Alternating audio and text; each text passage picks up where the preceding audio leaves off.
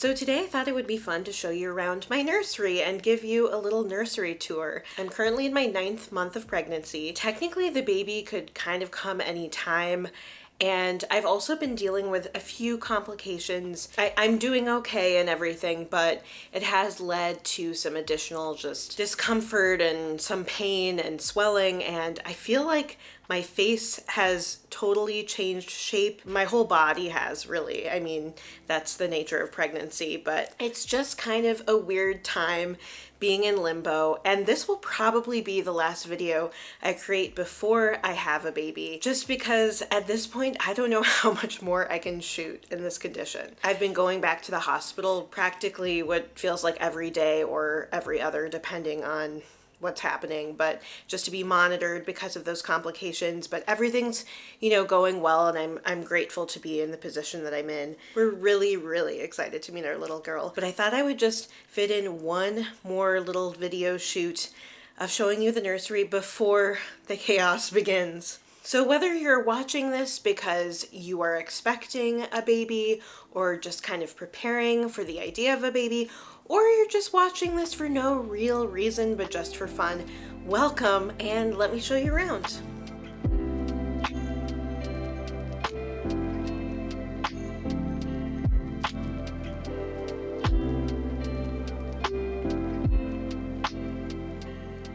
So when you first enter the room and come to the right, you'll see this dresser and makeshift changing table. This dresser is from IKEA, and I actually changed the knobs just to give a little bit more character to the space. And I kind of liked the idea of adding little bits of blue, just because I like the idea of having kind of a gender neutral room where I use both pink and blue, and I thought these knobs were a nice little touch to add to that. I also have this changing mat. I'll link it below if you're interested, but it is so solid. First of all, it kind of sticks to the top of this, which is nice, and it's wipeable, which is really great. I'm imagining a lot of messes could be happening here, but I can also pick it up and bring it to different parts of my house if I want to have a changing table elsewhere. I also love this little hanging garland because it's got these stars and little unicorns, and it's still very kind of muted and neutral, matching the overall kind of light, minimal aesthetic of the space. Now, is this room really minimalist? No, but I do think there's some kind of simplistic vibes to the room, areas where I tried to restrain myself and hold back a little bit, just to give that kind of relaxing, airy, cozy feel. I also have this set of beads that right now I just have laid out on the top of the dresser, but I can use those in little pictures of the baby or for various decorations around the space. I don't know if they'll be moved, but for now they're just kind of around this changing area, and they're kind of cute.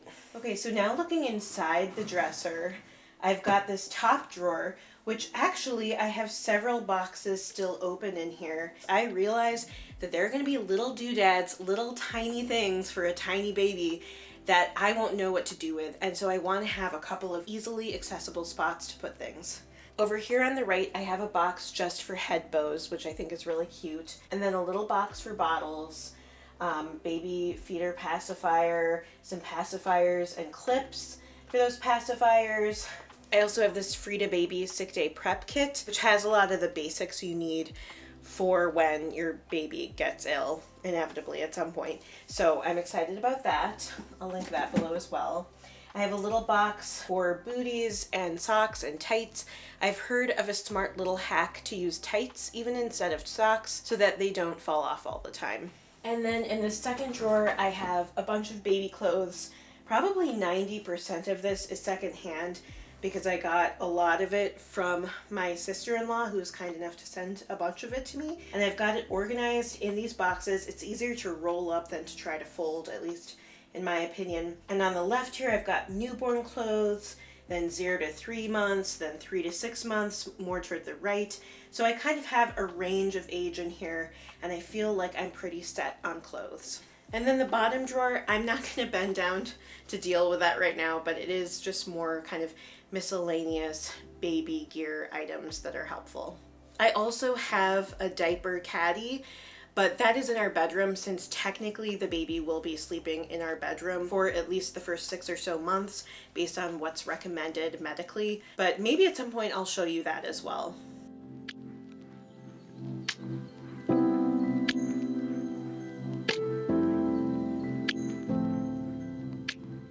Then pivoting further into the room, this is one of my favorite little corners. It's got this cute IKEA lamp that was super affordable, around 60 bucks, but it's super stable, and what I like is that it has 3 legs, so it's really stable, less likely to fall over. And then I have this cute little mobile of these either swans or geese just kind of flying, and it subtly moves.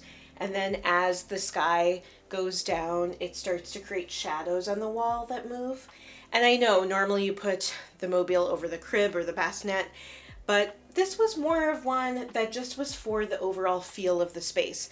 I didn't necessarily plan this, but I feel like eventually the room had this kind of theme of sky or of sailing on open water and looking at open sky. Again, that wasn't exactly intentional. I was not somebody who was like, I need a theme for this room. But that's kind of how it's evolved. And I have to say, just while we're talking about this, I feel like so often people ask questions about the nursery, like, have you gotten this or that? Or do you have a theme? Do you have a plan? Do you have a layout?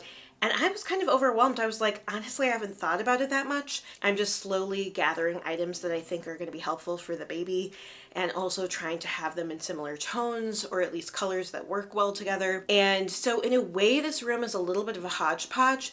But also in that sense, I feel like there's a story to it. And I feel like this was a little bit of a learning experience for me, just in that I don't have to follow the rules. I don't have to have a set theme that's perfectly figured out and where every little item fits that theme.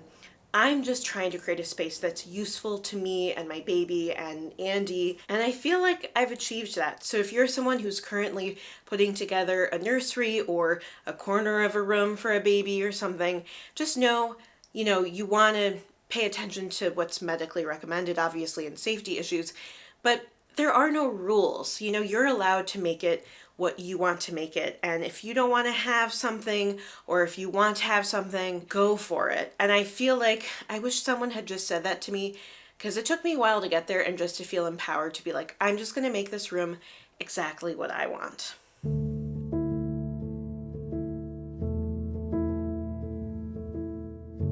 Right down here I have an empty hamper that I got from Target, and then this beautiful little blanket that my mom knit.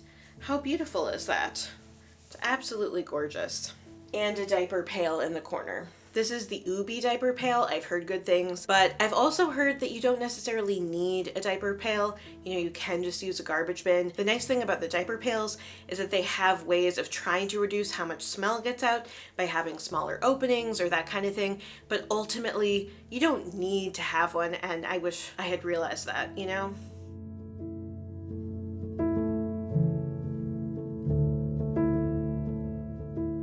Then down here, I actually have this little play gym, which maybe you can't see in the visual there, on the floor, as well as a couch, which I know is super unusual. And the reason why I have it is because we just had this couch in this room anyway from long ago. It's our old couch from a couple of apartments ago. We've had it for years and years. It's originally from West Elm, but it has seen many days. And especially when we realized that the baby's going to be sleeping in our room for the first 6 or so months, we thought, why not just keep this couch in here so that also if one of us is up with the baby late at night, we can come lie down on this couch, or if we're with other family members and kind of just trying to relax the baby in this nursery, we have more seating in the space. Why get rid of it at this point if there is space for it? So I actually am really excited to have this just as another place for sitting and having some quiet time that's kind of separate from the rest of the house, even though it's pretty unusual, I'd say, to have a couch in a nursery.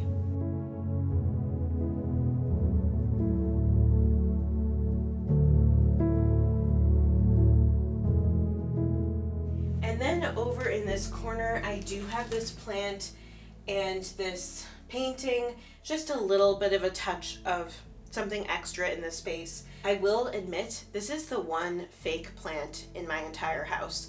I'm, in general, not one to love fake plants. I feel like sometimes they're so obviously fake that it just kind of ruins the feel of it. And I just want to keep this room as simple as possible. And I found this beautiful fake plant that really looks real, especially if you step away from it. It's just beautiful. It adds something. It's something I can use in any space, and I think I'll use a lot in the future. And I'm glad I did. It adds a little green and kind of life to the room.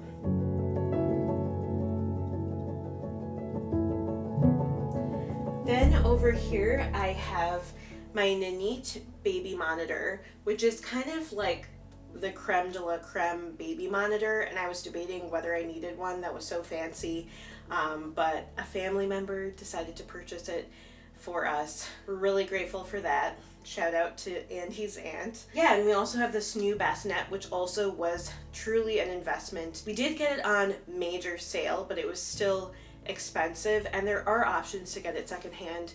But we wanted to try it out just because for me, sleep is so important, just because of my MS, but also just I've always been someone who values sleep. Like any of us, especially around having a baby, probably really value sleep. So the Snoo is this bassinet that automatically kind of moves when your baby wakes up, helps lull them to sleep a little bit more, but you can also just use it as a normal bassinet. It's also been, researched, and it's supposed to be super safe for the baby, so that was important to me too. This is another beautiful little blanket that my mom knit. Don't worry, I won't be using it in the bassinet because I know that that's not safe for the baby to be left with a blanket, or at least a newborn.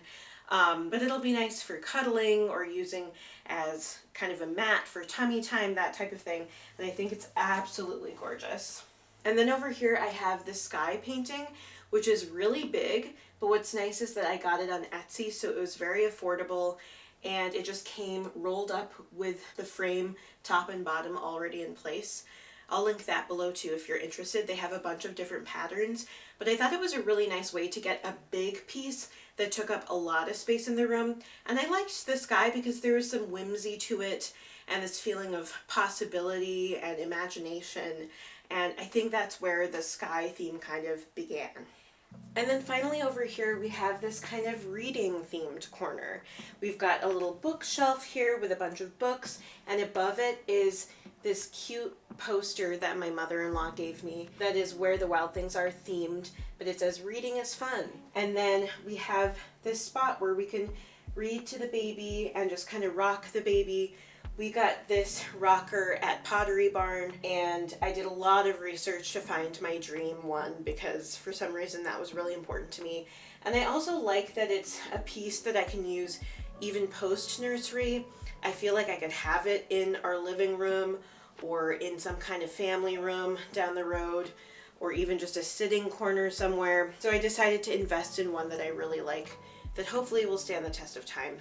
And what's nice is when I sit down on it, it's nice and easy, it rocks, and then it also automatically leans back, or it's electric.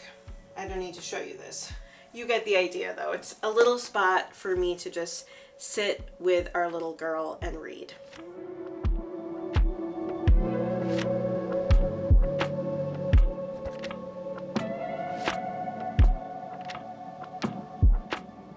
Anyway, I think that's most of it for our nursery tour. Hope that was just kind of a fun little refreshing video for you to watch. Whether or not you're expecting a child or why you found yourself here, thanks for joining me and just sharing in the joy and the excitement. Anyway, thank you so much for spending this little bit of time with me, and I hope you have a wonderful rest of your day. Bye.